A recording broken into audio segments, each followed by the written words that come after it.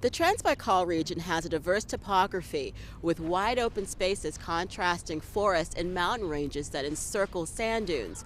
But the faces, faiths, and traditions of indigenous people also add a richness to Russia's east. And while many still hold on to old traditions and customs, they also embrace Russian culture.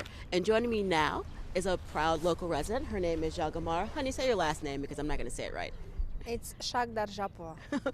Thank you very much welcome. for joining us. Talk about how your people have been able to balance holding on to traditional ways while embracing Russian culture.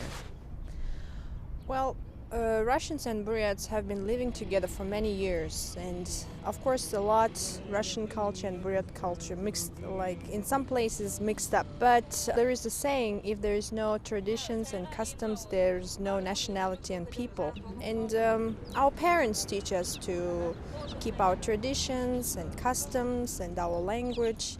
One of the traditions that I really like about the Buryat people is the wedding ceremony. Talk about how that's such a big deal. And I also like the fact that it's the men that have to show they can provide, whether it's many goats or many sheep. Talk about that. Yes.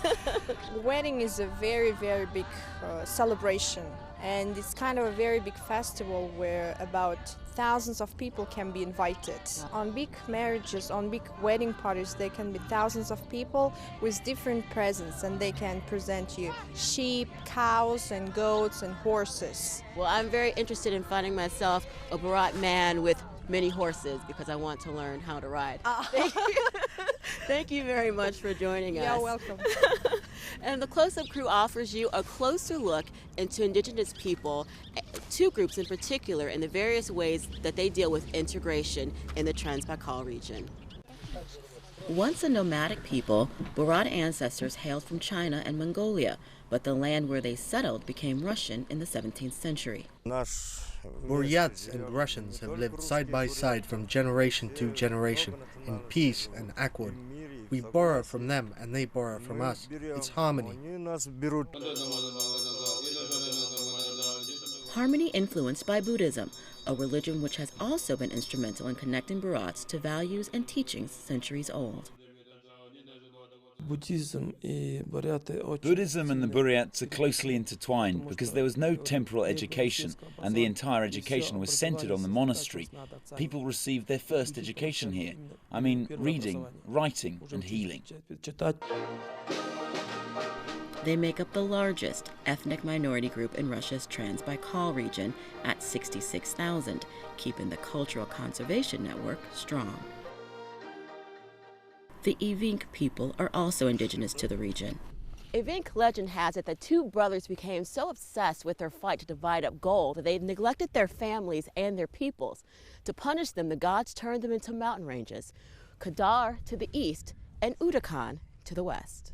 Quest for riches and the onset of the industrial age has placed a heavy burden on Evenki customs like reindeer hunting.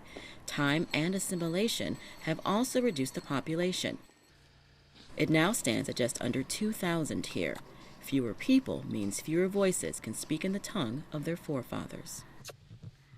The local population has heavily mixed with Russians. That's why many contemporary Evenks look just like Russians. They prefer learning Russian.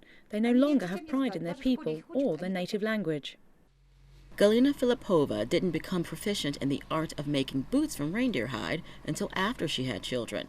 The skill wasn't passed down by family, but taught by teachers. The boots are a way to make money, but also a way to put Evenk style on display.